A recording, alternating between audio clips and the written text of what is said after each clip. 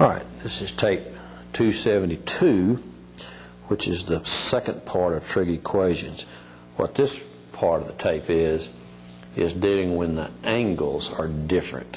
What do we have to do when the angles are different? For instance, let's look at the first example. It's problem number 10.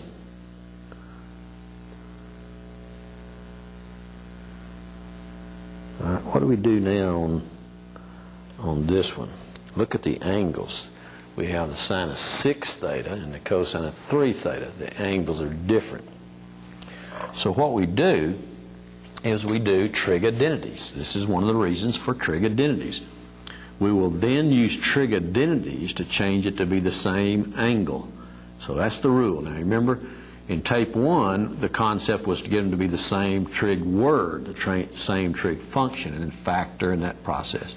When the angles are different, in most cases, not all cases, in most cases, the concept then is to use trig identities and get them all to be the same angle. And then do whatever algebra is necessary. So we will take then the sine of 6 theta and do 2 sine cosine rule. All right? So the sine of 6 theta is 2 sine of half that angle, cosine of half that angle. All right, now we have them all to be the same angle. Since we have them to be the same angle, then we'll move across, set it equals 0, factor, set the factors equal 0, and solve, just like we did in part 1. Part 2 tape is simply using a trig identity to get back to part 1 concept, which is get them all on one side equal to 0 and factor. So common factor here is the cosine of 3 theta. We factor it out, and then we have that left. We now set this equal to 0, and again on the tape I'm not doing all the algebra steps, but in the notes they're there. We set this equal to 0. When we set this equal to 0, we move this across, so there's the 1, and then we divide by 2, so the sine of 3 theta is 1/2. All right, now listen closely. Here's the difference. If you have a 3 theta and a theta, all right, you go find what angle is the cosine 0. Well, that's 90 degrees and 270. 90 degrees and 270. Over here, what angle is the sine of 1/2? Well, that's 30 degrees and 150. All right, now, that's for 3 theta, not theta. So we don't go and divide by 3 yet. Here's what we must do. We must, if this is a 3 theta, we must have 3 rows. We add 360 to this, so adding 360 to this, we get what? 450. We add 360 to this, and we get 630. We add 360 again, so 360 to this would be 810. And adding 360 to this would be 990. Now listen to me closely. If we have 3 theta, then we want 3 rows. If we had 4 theta, we'd have another row here where we'd add 360 again. So we add 360 to whatever we get here, add 360. Then we add 360 again, add 360 again. Then we come back and divide by 3. 3 into this will be 30, 90. 3 into that's 90. 3 into that will go what? 150. 3 into that will go 210. 3 into that will go 270. 3 into that will go 330. All right, so what this is saying, when you have 3 theta, all of these angles will end up working. Now these are just the ones from 0 to 360, and that's what textbooks usually ask. These angles keep going on forever and ever, okay? But these are the ones that will work between 0 and 360. Well, back over here now. What we must do is add 360, so that's 390. Add 360, and what is that? 360 would be 510. Add 360, 750. Add 360, 870. And now we divide all this by 3. So 10 degrees. if you notice in the notes, I have these and I have these, and you put them in ascending order. So 3 into this would be 10 degrees, 3 into this would be 50 degrees, and so on. 3 into that would be 130 degrees, 3 into that would be 170 degrees, 3 into that would be 225 degrees, 250 degrees, I'm sorry, and 3 into that would be 290 degrees.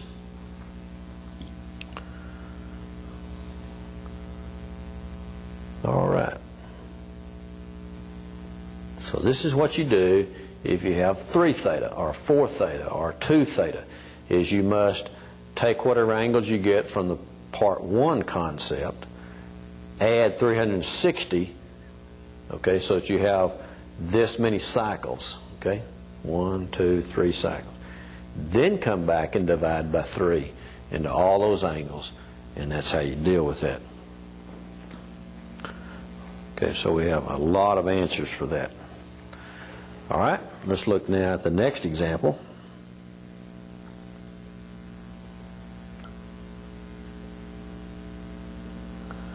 Okay, the next example is we have cosine of 2 theta plus 3 sine of theta plus 2. Well, we have different angles. So the first thing here again is to look at the concept of changing them all to the same angle. Well, the cosine of 2 theta has 3 choices. It could be the cosine squared of theta minus the sine squared of theta, or it could be 2 cosine squared of theta minus 1, or it could be this one.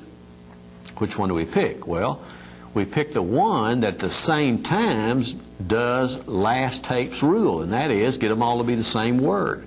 So by picking this one, we get it to be the same angle and the same word at the same time. So that's the one we use.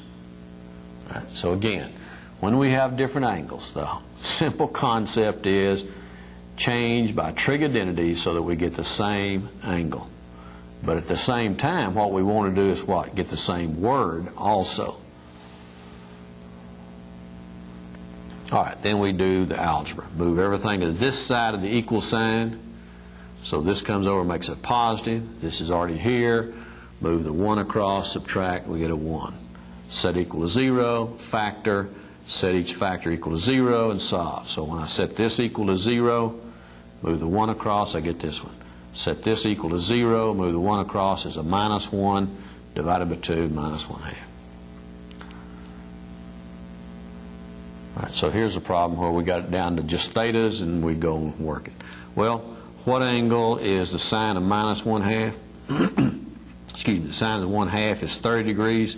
Quadrant 1, quadrant 2, quadrant 3, quadrant... Well, minus is here and here. So that's, what, 210 and 330 degrees. All right, over here, this is 270 degrees. And this one's a minus 1. That's a special angle down here at 0, minus 1. All right, so our final answer then is 210, put them in order, 210, 270, and 330 degrees. Now, I want you to pay attention now that in the notes, if you can find all this by calculators, okay, by taking the function and, just graphing it, like I have the notes above this example 11. I say take that sine of 3x minus a cosine of 3x and graph it, and then you find the root of it.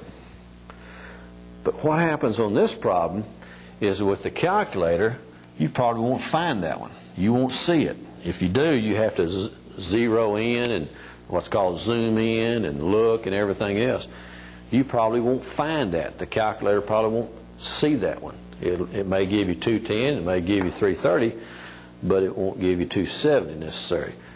So there are problems that the calculator doesn't always work for you. If you don't know some of your trig concepts and be able to do pencil and paper concepts, then you better not just rely on the calculator always working for you. All right, let's look at the last example now.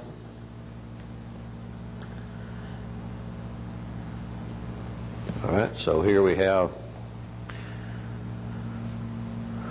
example with a bunch of different angles, okay?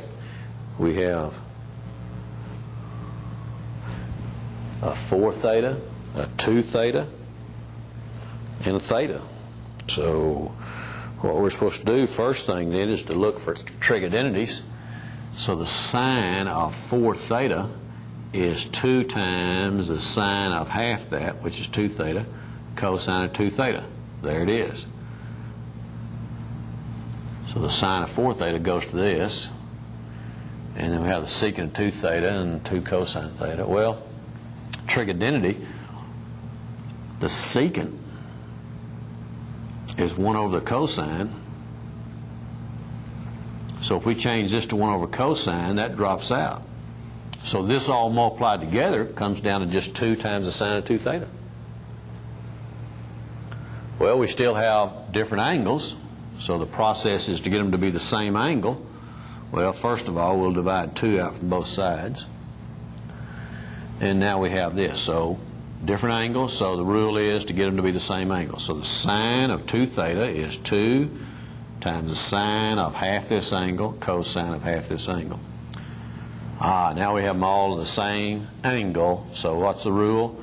Move it to the other side, set it equals 0, and solve.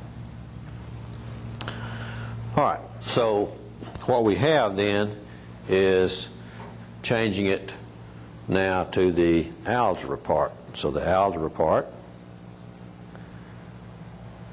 is here, okay? All right, now, so what are we going to do about that one?